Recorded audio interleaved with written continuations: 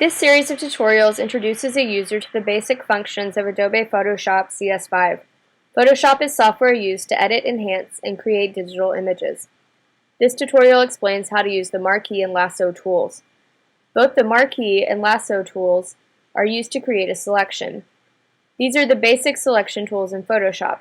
A selection is used to apply effects or any number of filters to an image. Everything inside the selection receives the applied effect, and everything outside the selection is protected or masked. Let's start with the marquee tool. The marquee tool is here at the top of the tool panel, or you can click M on your keyboard to use the shortcut. The marquee tool has two settings, either rectangular or elliptical.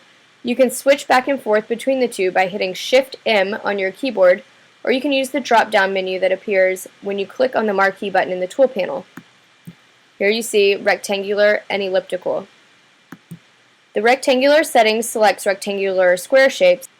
The elliptical setting selects circular or oval shapes. To use the marquee tool, simply drag to make a selection. This will drag the selection outward from the point where the selection began. To expand the selection out from the center instead, hold down the Option key on a Mac or the Alt key on a PC while dragging. You see this will expand the shape from the center. To move a selection around an image, you can click in the center of the selection and move it to another portion of the image. Click outside a selection to deselect it. To get back your last selection, just hit Undo. The elliptical setting works the same way as the rectangular setting. I'm going to click Shift M to switch to elliptical, and you can see you just click and drag to make a selection, or hit Option and drag to create a selection from the center. With both the elliptical and rectangular settings in the marquee tool, you can hold the Shift key as you make your selection, and it will create a perfect circle or a perfect square.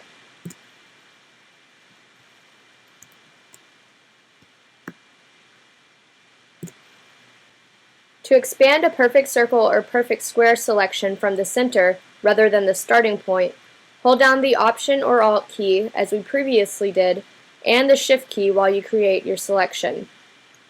I'm going to hold down Option and Shift, and you'll see that the circle is expanding from the middle, and it is a perfect circle.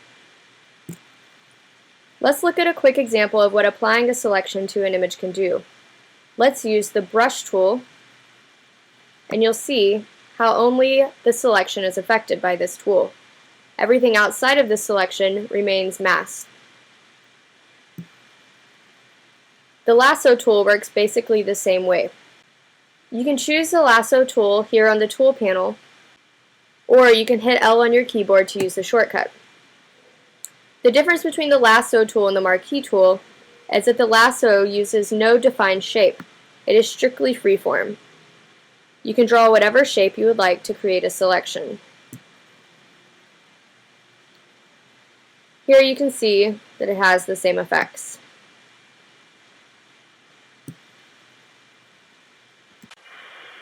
The lasso tool is particularly useful if you would like to isolate an object within an image to act as your selection. For example, in this image, you can isolate the bridge to act as your selection.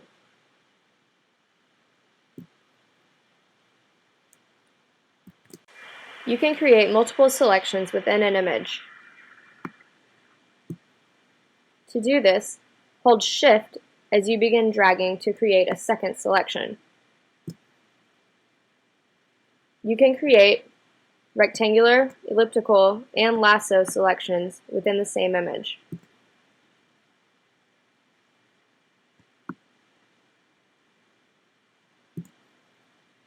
You can move all of the selections around the image as one.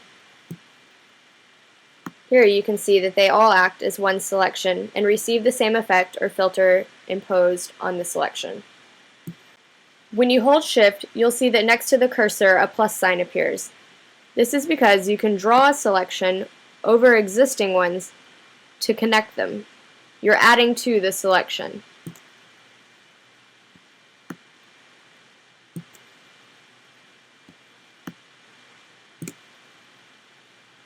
Similarly, you can take away from an existing selection by holding down the Option key on a Mac or Alt key on a PC to create a negative selection that cuts into and cuts out the desired portion of the existing collection.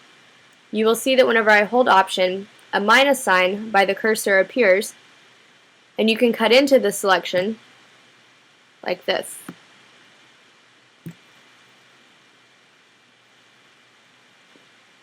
Again,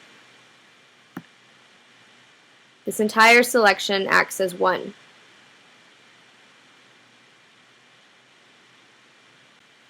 When you are finished manipulating your selection, don't forget to save your new image.